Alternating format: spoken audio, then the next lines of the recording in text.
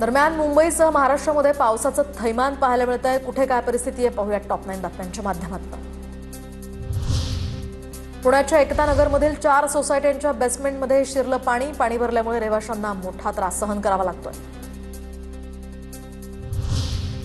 पुण्यातील एकता नगरमधील सखोल भागातील नागरिकांचं आता स्थलांतर, तर काही नागरिकांचा इमारतीतून बाहेर निघण्यास नकार।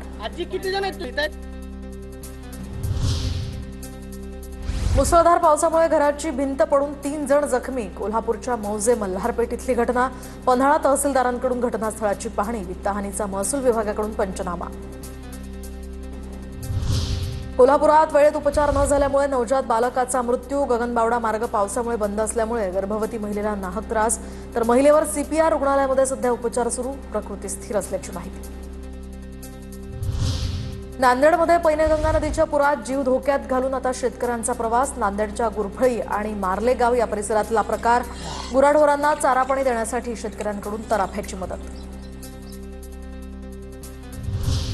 छत्रपती संभाजीनगरच्या वेताळवाडी रुद्रेश्वरमध्ये पर्यटक या ठिकाणी अडकले। पर्यटनासाठी आलेले 7 जण वेताळवाडी नदीच्या पुरात अडकले। पुराच्या पाण्यामध्ये अडकलेल्या 3 पुरुष आणि 4 महिलांना सुखरूप वाचवलं। कोल्हापुरातील पंचगंगा नदीनं इशारा पातळी ओलांडली। पंचगंगेची पाणी पातळी आता 39 फुटांवर।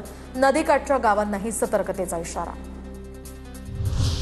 सांगलीच्या कृष्णा नदीचं पाणी हे नागरी वस्तीमध्ये आता शिरायला सुरुवात। सूर्यवंशी प्लॉट आणि कर्नाळ रोड या ठिकाणी पावसाचं पाणी शिरलं। रायगडच्या नागोठणेमधील अंबा नदीनं धोका पातळी ओलांडली। दरम्यान यामुळे नागोठणे शहरातील मुख्य रस्त्यावर पाणीच पाणी। आंबा नदीलगतची काही दुकानं सुद्धा पाण्याखाली। वाढत्या पाण्यामुळे नागरिकांना सतर्क राहण्याचा इशारा।